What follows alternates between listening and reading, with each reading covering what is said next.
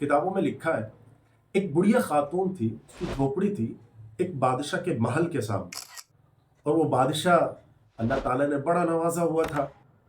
अपनी बादशाहत थी, आलीशान महल था, अपनी फौज थी, अपने खजाने थे, सब कुछ था।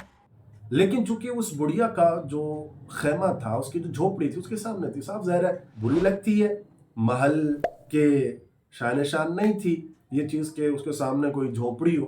तो उस बादशाह ने पैगाम पहुंचाया बुढ़िया को कि ये जो जगह मुझे दे दी, चूंकि वो उस जगह की मालिक थी।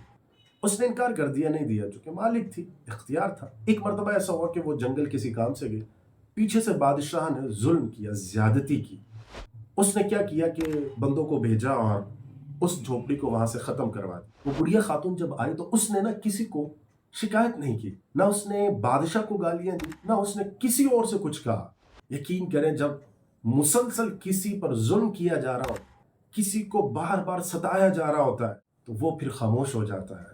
और उस खामोशी के पीछे पता है आपको कितनी बड़ी पावर होती है। एक आह निकलती है, पूरा का पूरा खानदान तबाह हो जाता है। अब सुनिएगा, बुढ़िया खातून ने सिर्फ और सिर्फ आसमान की तरफ नजर उठाई और अल्लाह की बारगाह में अर्ज की कि ऐ मालिक, तू तो देख रहा था, तू ही सारे बादशाहों का बादशाह है, उस जालिम बादशाह ने मेरा घर हलाक कर दिया है। इतना उस खातून का कहना था कि जमीन में जलजला आता है और उस बादशाह का वो आलीशान महल जमीन में धंस जाता है। कभी किसी पर जुल्म ना करें, किसी के साथ ज्यादती ना करें, हमेशा आजिज़ी और इंकिसारी के साथ काम लें।